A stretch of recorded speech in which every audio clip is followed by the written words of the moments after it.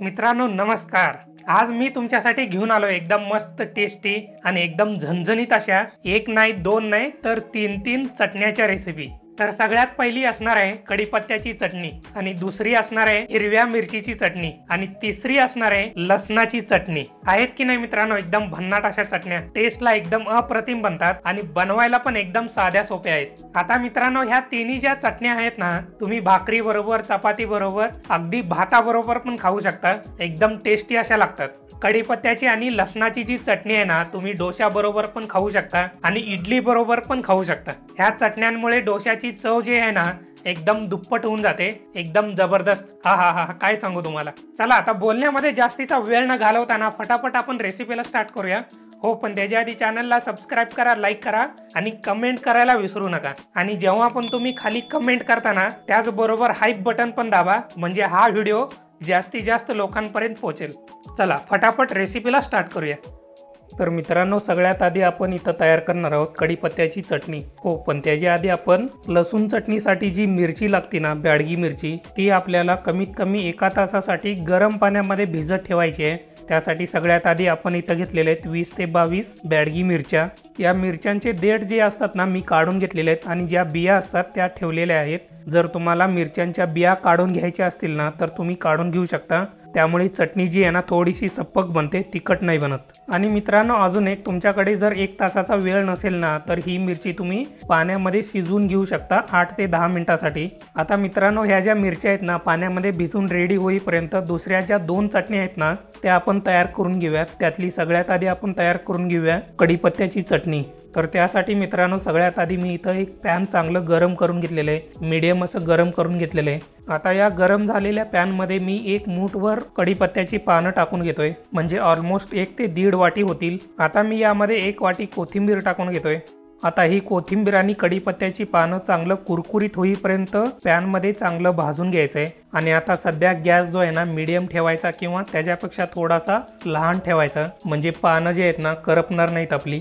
आणि त्याचबरोबर जसजसं कोथिंबीर आणि कढीपत्ता वाळत जातो ना तसं गॅस जो आहे ना कमी करत राहायचा। आता मित्रांनो तुम्ही इथं बघू शकताय कढीपत्ता आणि कोथिंबीर एकदम छान कुरकुरीत व्हायला चालू झालेलं आहे, आणि गॅस जो आहे ना एकदम कमी ठेवलेला आहे मी आता।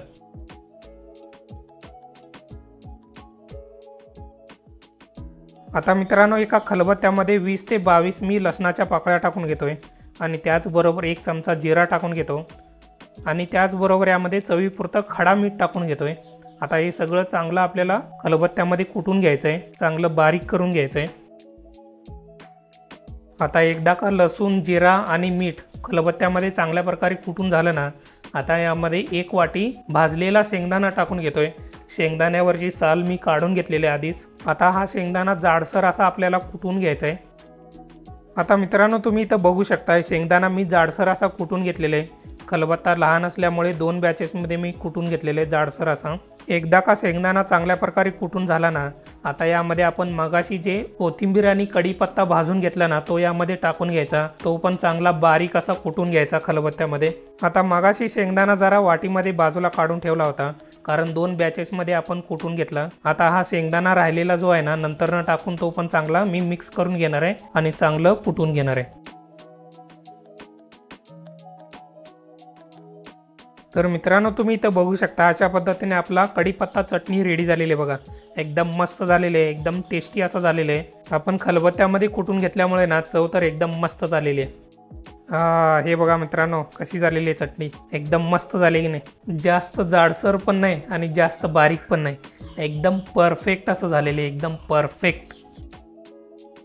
आता मित्रांनो आपण तयार करून घेऊयात हिरव्या मिरचीची चटणी।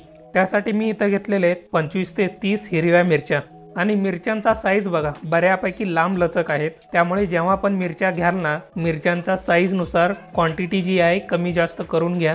आणि आता या मिरच्यांचे देठ मी काढून घेतोय, आणि त्याचबरोबर मित्रांनो तुम्हाला एक टिप देतो, जेव्हा पण तुम्हाला मिरच्या तळायच्या असतात किंवा तव्यावरती भाजून घ्यायच्या असतात या अशा पद्धतीने देठ काढून घ्यायचे आणि त्याचबरोबर मिरचीची सेफ्टी अशा पद्धतीने थोडीशी कट करून घ्यायची, त्यामुळे तेलामध्ये मिरची फुटत नाही। बऱ्याच वेळेला काय होतं, मिरचीची सेफ्टी न तोडता आपण तेलामध्ये तळायला घेतो, त्यामुळे मिरची तेलामध्ये फुटते आणि जे तेल असतं ना आपल्या अंगावरती उडतं, त्यामुळे आपल्याला इजा होण्याची शक्यता असते।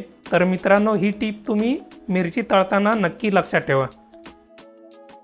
आता मित्रांनो, मी इथं एक पॅन चांगलं गरम करून घेतलेलं आहे। एकदा का पॅन चांगल्या प्रकारे गरम झालं ना, आता यामध्ये अगदी 2 चमचे तेल टाकून घ्यायचं आहे।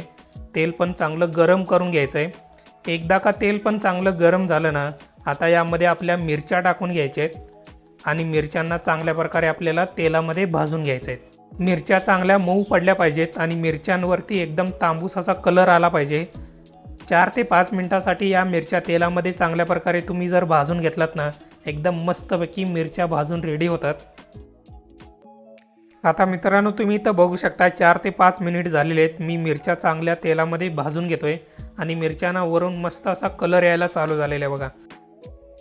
आता मित्रांनो, या खलबत्त्यामध्ये मी 20 ते 22 लसणाच्या पाकळ्या टाकून घेतोय आणि त्याचबरोबर यामध्ये 1 चमचा जिरा टाकून घेतो आणि त्याचबरोबर यामध्ये चवीपुरतं खडा मीठ टाकून घेतोय। आता या मिठाबरोबरच अर्धी वाटी भाजलेला शेंगदाणा टाकून घेतो। आता शेंगदाण्याबरोबर यामध्ये मिरची आपण मगाशी जी तेलामध्ये भाजून घेतली ना, ती यामध्ये टाकून घेतलेले आणि आता हे सगळं आपल्याला खलबत्त्यामध्ये जाडसर असं कुटून घ्यायचंय, म्हणजे चांगलं ठेचून घ्यायचंय। जास्त जाडसर पण नाही करायचा आणि जास्त बारीक पण नाही करायचा, थोड्याशा त्यामध्ये शेंगदाणे वगैरे दिसले पाहिजेत अशा पद्धतीने चांगलं कुटून घ्यायचं। तर मित्रांनो, तुम्ही इथं बघू शकता अशा पद्धतीने एकदम मस्तपैकी एकदम टेस्टी असा आपला हिरव्या मिरचीचा ठेचा म्हणा, हिरव्या मिरचीची चटणी म्हणा, अशा पद्धतीने एकदम मस्तपैकी रेडी झालेले।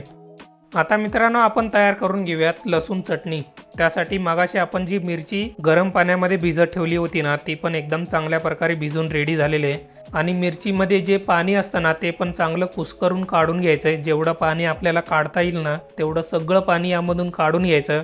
आता या मिरच्यांना खलबत्त्यामध्ये मस्तपैकी कुटून घ्यायचं आहे आपल्याला। एकदम बारीक अशी पेस्ट झाली पाहिजे बघा, जाडसर जरा पण राहिली नाही पाहिजे, एकदम चांगल्या प्रकारे कुटून घ्यायचं आहे।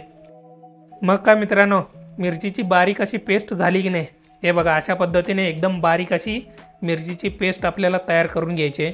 थोडासा वेळ जास्तीचा तुम्हाला लागू शकतो, पण एकदम बारीक अशी झाली पाहिजे। आता मित्रांनो, मिरचीची चटणी मी थोडीशी बाजूला ढकलून घेतलेली आहे। आता मी यामध्ये 1 वाटी लसणाच्या पाकळ्या टाकून घेतोय आणि त्याचबरोबर यामध्ये 1 चमचा जिरा टाकून घेतो आणि त्याचबरोबर यामध्ये खडा मीठ चवीपुरतं टाकून घेतो। आता हे सगळं जे आहे ना, एकदम जाडसर असं कुटून घ्यायचं आहे। लसणाची चटणी आपण तयार करून घेतो म्हटल्यावर त्यामध्ये थोडासा लसूण दिसला पाहिजे ना, त्यासाठी थोडासा जाडसर असा लसूण दिसेल असा कुटून घ्यायचा आहे। आता मित्रांनो, तुम्ही इथं बघू शकताय लसूण, मीठ आणि जिरा चांगला मी कुटून घेतलेला आहे। लसूण चांगला जाडसर असं कुटून घेतलेला आहे बघा, म्हणजे जेव्हा आपण लाल मिरचीच्या चटणी बरोबर मिक्स करून देऊ ना, तेव्हा चटणीमध्ये ना लसूण दिसेल। आता मी याला थोडंसं कुटून पण घेतो, म्हणजे मिरची आणि लसूण चांगल्या प्रकारे मिक्स होऊन जाईल। मीठ वगैरे जे आहे ना, ते पण चांगलं मिक्स होईल यामध्ये। तर मित्रांनो, तुम्ही इथं बघू शकता अशा पद्धतीने एकदम मस्तपैकी लाल भडक असा आपला लसणाची चटणी रेडी झालेली आहे। एकदम झणझणीत असा झालेला आहे आणि त्याचबरोबर लसणाचा जो फ्लेवर येतोय ना, तो पण एकदम मस्त स्ट्रॉंग असा येतोय। मग काय मित्रांनो, तुमचं काय म्हणणं आहे, झालेत की नाही एकदम जबरदस्त अशा तिन्ही चटण्या?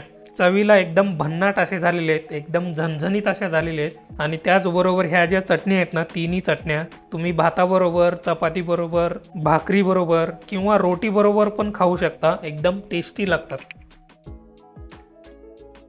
मग काय मित्रांनो, कशा झाल्यात चटण्या? एकदम मस्त झालेत की नाही? चवीला अप्रतिम झालेले आहेत, एकदम भन्नाट झालेले आहेत आणि तुम्ही आता बघितलेलं असाल बनवायला पण एकदम साध्या सोप्या आहेत। ह्या तिन्ही चटण्या ज्या आहेत ना, तुम्ही मिक्सरमध्ये पण करून घेऊ शकता जर तुमच्याकडे खलबत्ता नसेल तर। आता जेव्हा पण तुम्ही मिक्सरमध्ये करून घेता ना, ऑब्विसली आता खलबत्त्यापेक्षा जो टेस्ट येतो ना, तो थोडासा वेगळा येतो आणि टेक्स्चर पण थोडासा वेगळा येतो। चला, आता जाता जाता रेसिपी आवडली असेल तर लाईक करा, कमेंट करा आणि चॅनलला सबस्क्राईब करायला विसरू नका आणि ज्या रेसिपीज तुम्हाला आवडतात त्या इतरांच्या बरोबर शेअर करायला पण विसरू नका। आता भेटूया पुढच्या व्हिडिओमध्ये।